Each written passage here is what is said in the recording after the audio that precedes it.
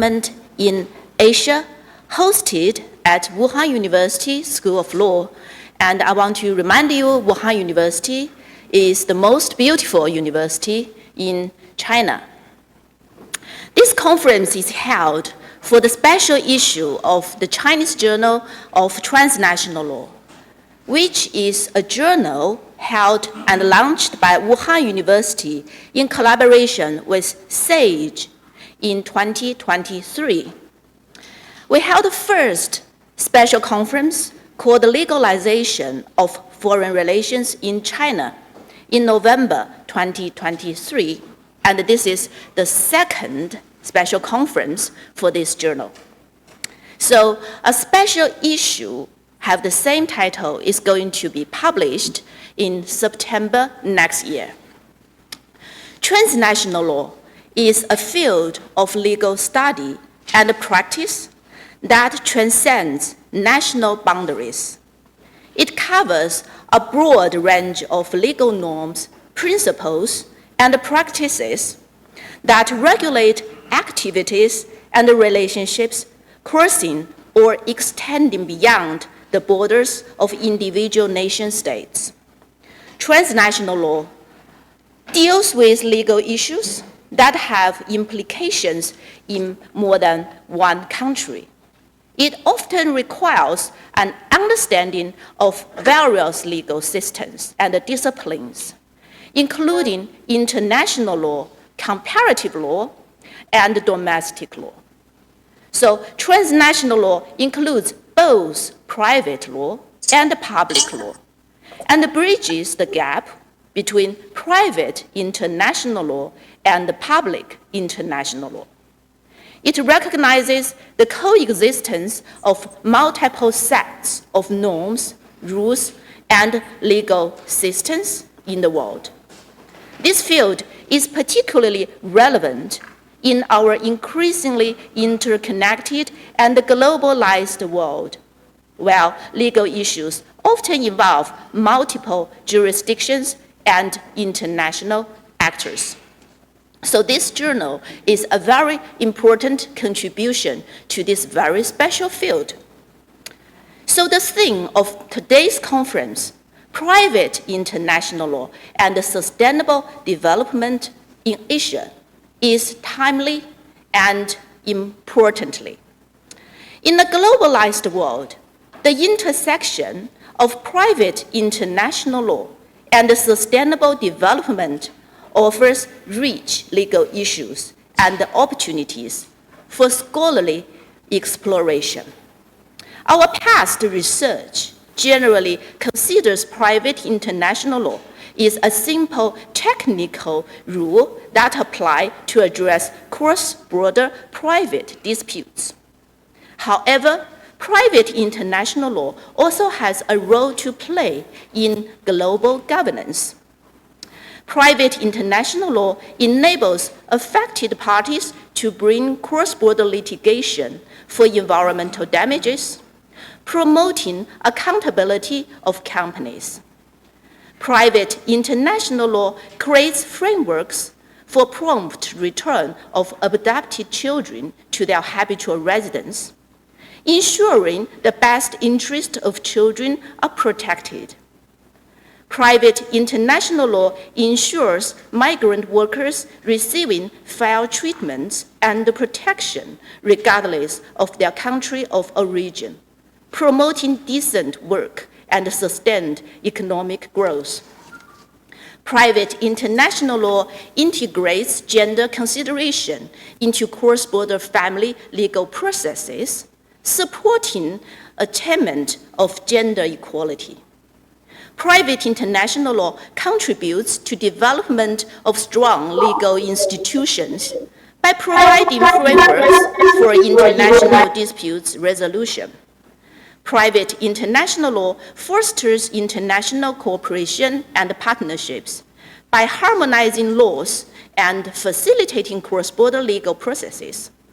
So today's conference aims to deal with these complex problems in the international society, offering fresh perspectives and fostering dialogues on how private international law can contribute to sustainable development goals in Asia. So today, I really want to extend my sincere gratitude to Professor Ralf Michaels, Professor Veronica Ruiz Abou-Nigm, and Professor Hans Loon, who have done a wonderful job as our distinguished guest editors of this special issue. They have put together a group of outstanding authors from Japan, the Netherlands, Vietnam, Singapore, Hong Kong, Taiwan, mainland China, and Germany, including professors, practitioners, and early career researchers. They are going to bring us their experience, expertise, and insights from the angles of family law, migration, state roles, environmental protections, and international framework. We are setting the stage for a holistic examination of how private international law can be the methods for sustainable development. This approach not only enhances our understanding of the legal landscape, but also provides actionable insights for policymakers, legal practitioners, and academics. So many of you have traveled for a long distance, and it is the first time for some to visit China. So finally, I hope you enjoy your visit and your stay in Wuhan University. As I said before, this university is the most beautiful university in China. So after the conference, you are welcome to walk around the campus to view its picturesque landscape, historic architecture, and the cherry blossom avenue, although without cherry blossom at the moment. And most importantly, Wuhan University is the cradle of international law in China. The Institute of International Law was established in 1980, being the first institute of international law in Chinese universities. So I'm looking forward to a day of insightful discussions and intellectual exchanges, and encourage each of you to engage actively and share your perspectives. Let us make the most of this opportunity to learn from each other and to contribute meaningfully to the advancement of private international law and the sustainable development in Asia. Thank you, and I wish you all a productive and inspiring conference.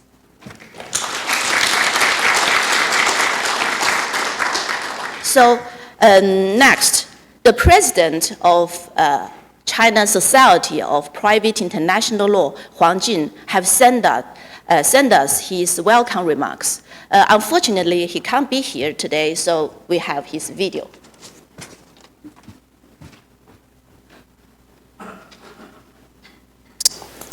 Distinguished guests, dear friend, dear colleagues, ladies and gentlemen, greetings from Beijing. Good morning.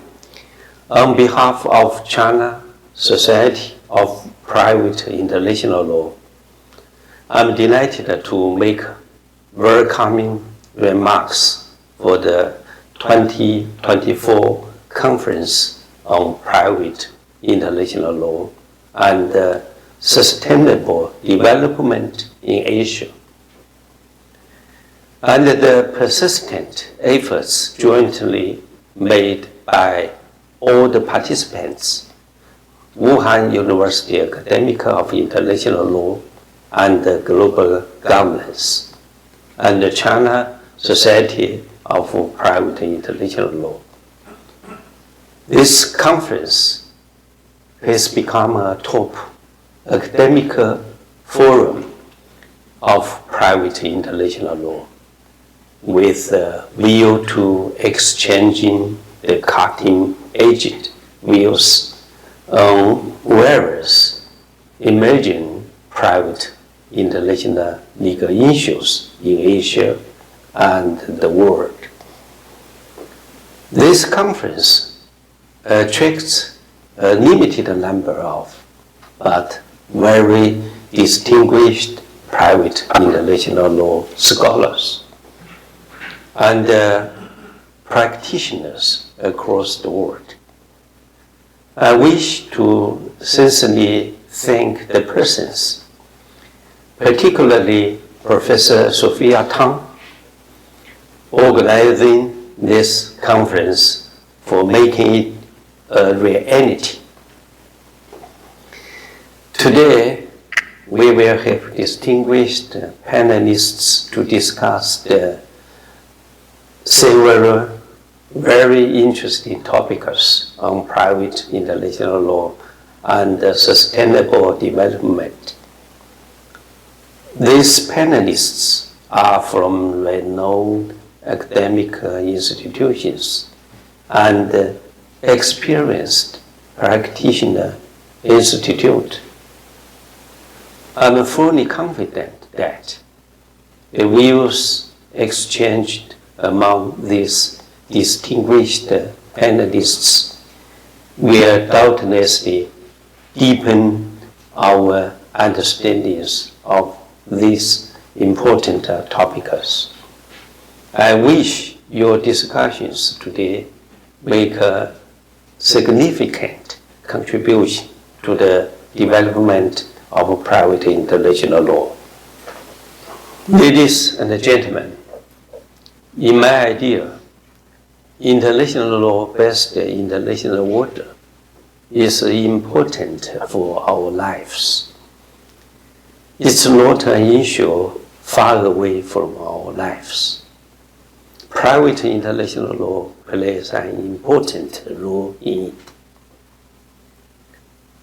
An international law-based international world can guarantee the peaceful coexistence of nations, promote economic and social development of every country, achieve global prosperity, and realize the fullest development of each and every human being. Therefore, international law-based international order deserves our safeguard and needs our cherish. And the international law-based international order is a value that everybody in the cycle of private international law should always pursue. China Society of Private International Law is the largest and the most professional academic group composed of more than 600 members, including many distinguished scholars. The society is ready to offer more intellectual support to explore the international legal issues in the field of private international law and to find feasible solutions. Finally, I'd like to extend my gratitude to all of you for the participation of this event. Your participation is a great incentive to our exploration of more academic issues of private international law in the future. I hope you enjoyed the presentations and the discussions. I wish this conference will be successful. Have a good stay in Wuhan to all of you. Thank you. 各位老师。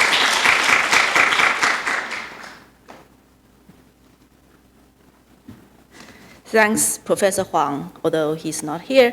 And then our next session is I'm going to invite our three distinguished guest editors to provide our the keynote address. So let me introduce them first. And the first one is Ralf Michael, who is the director of Max Planck Institute for Comparative and International Private Law. And we all know that institute if you're a scholar in private international law. And then we got Veronica Ruiz Abou-Nigm, who is a professor at the University of Edinburgh, and also the president of American Society of Private International Law. And then we have Hans Loon, who is the former Secretary General of the Hague Conference of Private International Law, HCCH, which all of us should know. And so let me welcome them to provide the keynote speech.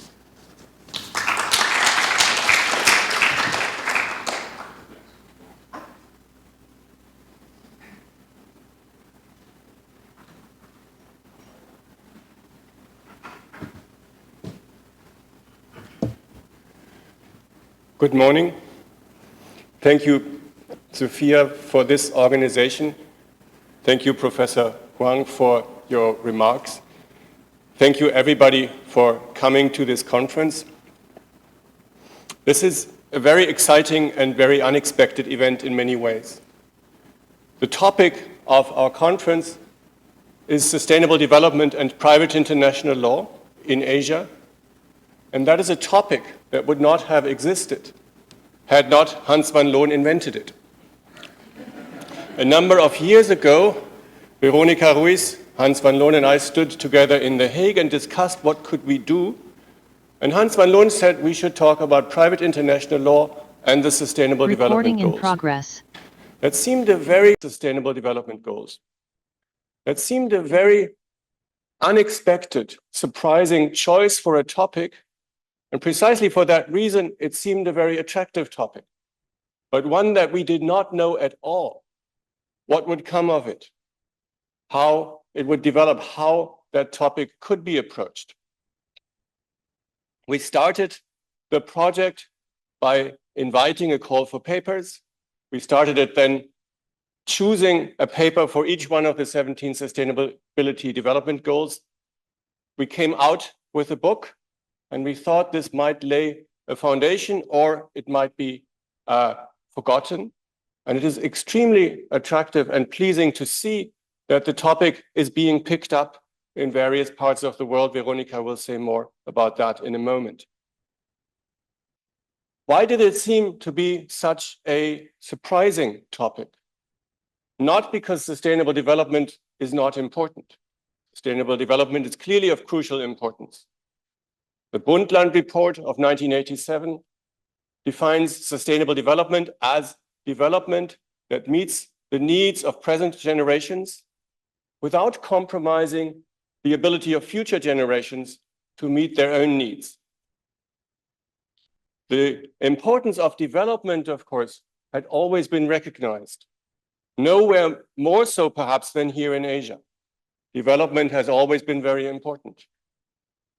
The emphasis on sustainability in that development was something relatively new at the time. It was born out from the recognition that unmitigated, unplanned development would lead to social injustices and climate catastrophe.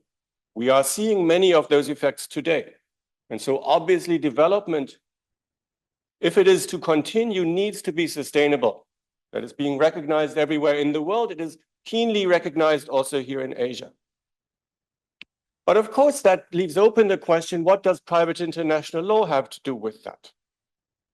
We would normally think that private international law only deals with the coordination of legal systems.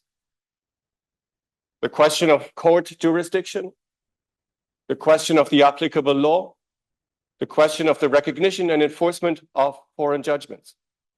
A mere coordination between legal orders without regard to substance. And so private international law, in a traditional perspective, would not be about substantive law and would certainly not be about public law. And we would think, and many people thought for a long time, that sustainable development was a matter for public law and for substantive law and perhaps for public international law, but not for private law and certainly not for private international law. We would think that private international law has a coordinating function. Private law has a facilitating function. It facilitates trade and contract. And public law has a regulatory function. It regulates, it limits freedoms, and therefore that would be where the requirements of sustainability in particular would belong. We know now that those three functions cannot be so clearly distinguished from each other. We know in private law, substantive private law, that facilitative and regulatory moments come together. Private law enables, but private law also frames and constrains. Private law emphasizes the enforceability of contracts and property rights, but private law also determines the limits of the enforcement of contracts and the limitations that we have in the exercise of our property rights, also in the name of sustainability requirements. And so does private international law. Private international law not only coordinates between legal orders without regard to substance, but private international law also has a facilitating function. It enables the parties to choose the applicable law beyond borders. It enables parties to enforce their contracts across borders. It enables parties to enforce their property rights across borders because they find recognition. And private international law also has a regulatory function. First, in the sense that private international law can also invoke regulatory laws, mandatory norms, but also in the way in which private international law itself regulates. It provides a framework for international transactions and the enforcement of property rights across borders. So private international law really is a discipline that contains all these three functions. It certainly has a coordinating function, but it also has a facilitating function, and it has a regulatory function. Sophia, in her excellent remarks in the beginning, already pointed to some of the examples in which private international law has such a crucial role to play with regard to facilitation and regulation in the name of sustainable development. The journal that organizes this conference and the issue that we are very fortunate to co-edit, because we're very happy that this topic is chosen both for the conference and for the journal, is a journal of transnational law. It is therefore a journal, and Sophia linked to that as well, not of private international law or public international law or private law or substantive law. It is a journal dedicated to that very understanding of law that combines the private and the public, the domestic and the international, as is certainly necessary if we want to succeed in achieving sustainable development, a development that is both fulfills the needs of this generation and does not compromise on the ability of other generations to fulfill theirs. And so this seems a very fitting venue and occasion and event. I am very excited to be a part of it and hope that we all will have an excellent and productive meeting today. And I hand over to Veronica for the next part.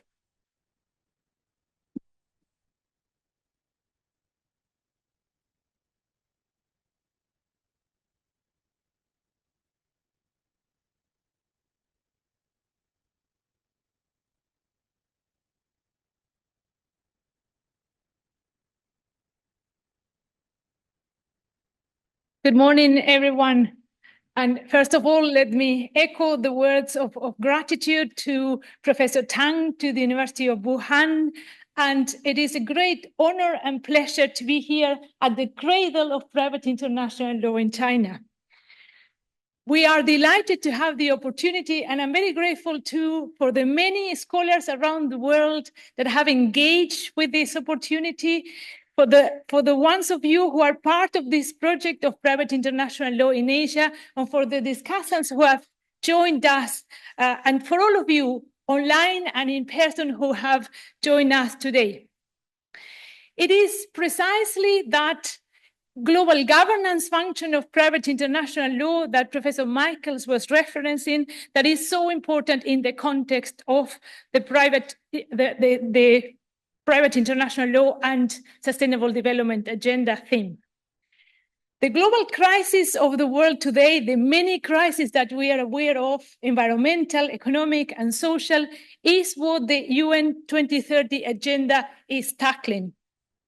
And as we know, the concepts of sustainability, development, and sustainable development are themselves contested concepts. And the agenda is a global plan. The agenda itself has been also subject of criticism, but it's a plan that most countries in the world have agreed to. And that is what motivates us to think about what is the private international law contribution to that agenda. The agenda itself has a blind spot for private international law. Across the 17 goals, the targets, and the indicators, there's no express references to private international law. That, we think, it is an important lacuna. Private actors are key to the achievement of the goals and are key to the journey towards sustainable development. In that sense, private international law is a core element of transnational regulation, as Professor Michaels have already mentioned. In the agenda, there is also that awareness of the global north, global south dynamic. Differently from previous or predecessors of the agenda, like the Millennium Goals that were addressed to developing countries, the agenda is addressed to all of us. It's addressed to governments, to parliaments, to international organizations, to international institutions, but also to private actors and business, to civil society, NGOs, and all of us here, each and every one of us. And in that sense, it is the element of this broad reach that is transformational in the agenda. All the planet actors are to make a contribution towards the Sustainable Development Goals. And when we look at all the planet actors and when we look at the world where we live in, we find this patchwork of legal systems. We have this patchwork of value systems. And therefore, the role of private international law is core to mediate and coordinate in that context. The goals are aspirations, very ambitious aspirations. They're not legally binding. But in that transformative journey, private international law can contribute to that polycentric, multi-level governance that the agenda proposes. What is that private international law can do? We have been trying to work out together with many scholars from around the world and also from different regions, how private international law can contribute towards enforceability, towards reinforcement of human rights, towards the strategic avenues for fighting climate change, towards making this possible together in a way that it benefits us all. So in terms of this implicit interplay with private actors, with contract, with international contracts, with torts and transnational torts, that is where our contribution needs to be made.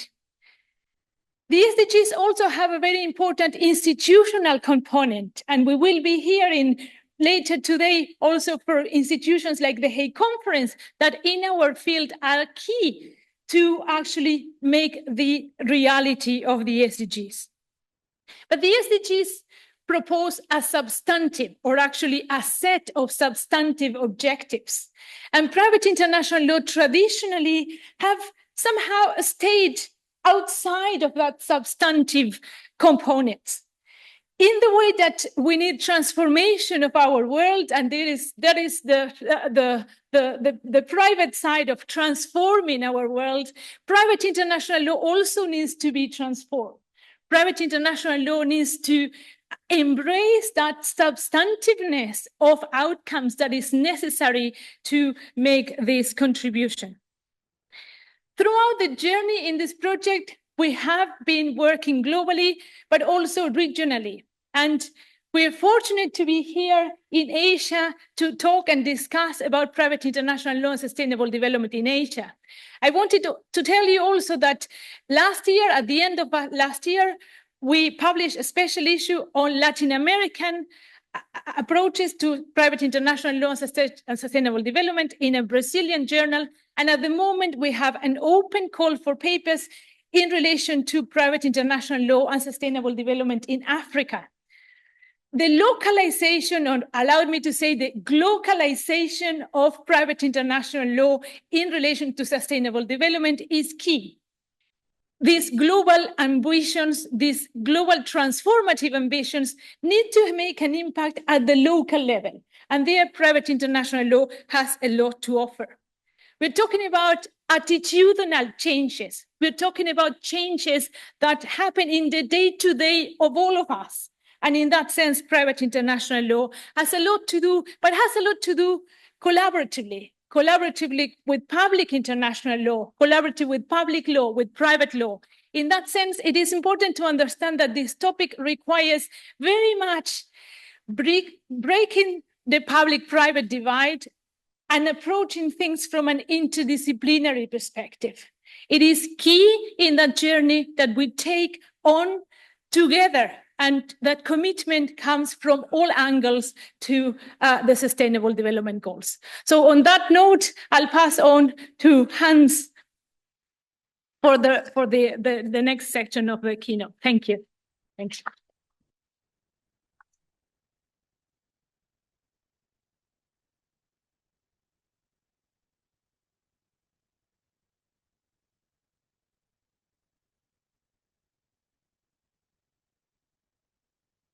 Good morning. Thanks so much. And may I first add my words of thanks to you, Professor Sophia Weng-Tang.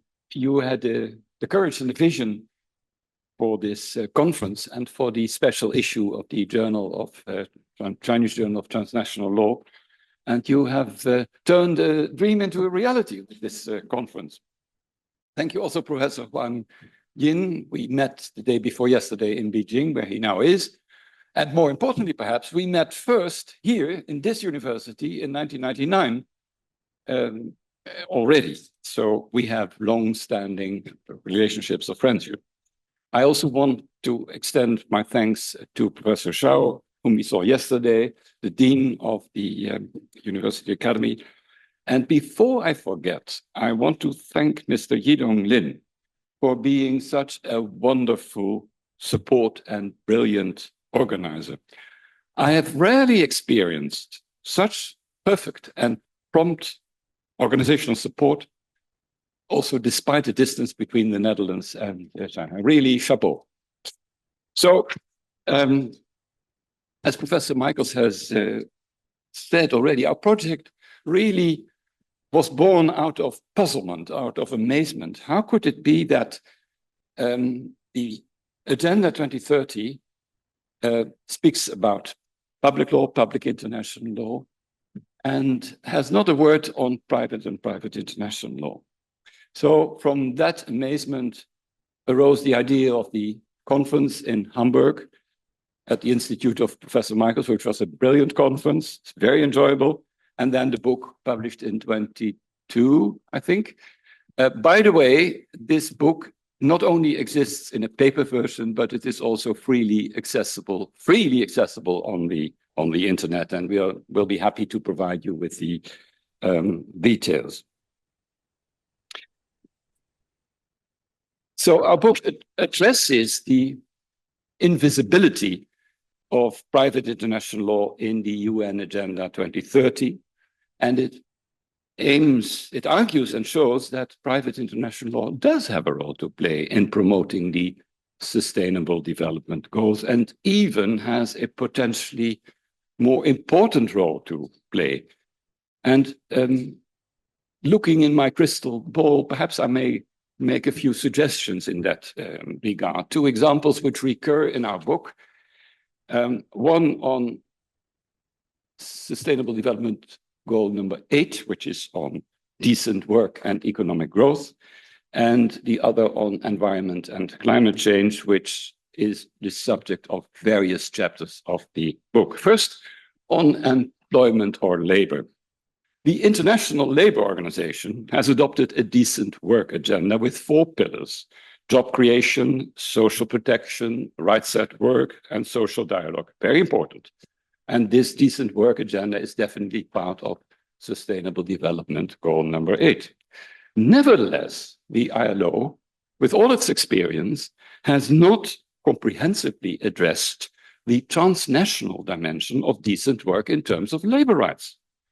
Not even in the 2006 ILO Maritime Labor Convention, although it provides some mechanism, supervisory mechanism, there's not any possibility, not a mechanism to provide access to justice for seafarers, for workers at sea. So access to justice for employees working outside their country remains a serious problem. And existing regulatory systems, including private international law rules in different countries, do not effectively combat various forms of social dumping, do not adequately protect posted workers, workers who are hired in one country and then sent to another country. Where it provides protection, where these rules provide protection, they may protect employment contracts, but not informal labor arrangements. And we are talking about millions and millions of working relations, and the excesses that happen all over the place and have happened are really frightening. Think of the works in the Middle East, where workers from Bangladesh and Sri Lanka and Nepal in great numbers have died because the working circumstances were so terrible. So the existing ILO instruments would be much more effective if they were complemented by a global system of private international law to give adequate protection to workers, so that they could have access to courts and defend their rights. So far, the European Union has created a system with some protection, jurisdiction, applicable law, recognition, enforcement of judgments for workers, but nothing similar exists as yet at a global level. And I would defend the thesis that it is badly needed and that the ILO and the A Conference, perhaps other organizations, should cooperate and establish such a system.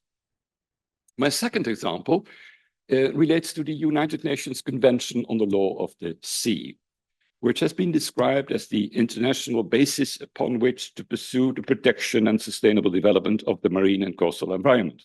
Fine. However, the dispute settlement system of that convention only relate to the relations between states. The convention does not provide standing, access to justice and remedies, for instance, to local communities who suffer from harm in the marine space as a result of the activities of foreign companies or a foreign ship or something like that. And the convention simply says, yes, states should make remedies available, etc. Yet enabling such local communities to act before the courts, both local courts and the International Tribunal on the Law of the Sea in Hamburg, that could contribute bottom up to reaching the aims of the Convention on the Law of the Sea much better. And private international law could provide the mechanisms and the principles to make that possible. And I could make similar remarks on the UN Convention on Biodiversity that goes a little further in suggesting that states should support local populations to develop remedial action in degraded areas. That's fine. But again, the convention does not provide a mechanism for such remedial action. So both these important fundamental global conventions, the Convention on the Law of the Sea and the Biodiversity Convention, are incomplete and should benefit from a mechanism that enables you and me to defend our rights before the courts. So again, as Veronica has said, the Agenda 2030 with its SDGs not only aims at states, it also aims at companies, individuals. It mentions the academic world specifically. And they all should be given the legal means to help enforce the SDGs. That's our common responsibility. It's not just the governments, it's not just the others, it's also us, private individuals, civil society, who has a role to play. And it is therefore not just private domestic law, but also private international law, preferably coordinated at the global level, that has a role to play.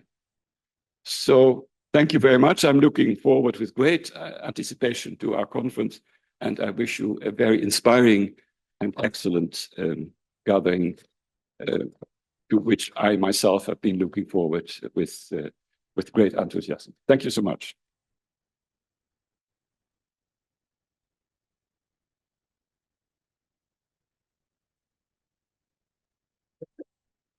Thank you, Ralf, Veronica, and Hans. That's excellent keynote address, and that's definitely very accurately described what we're going to discuss today.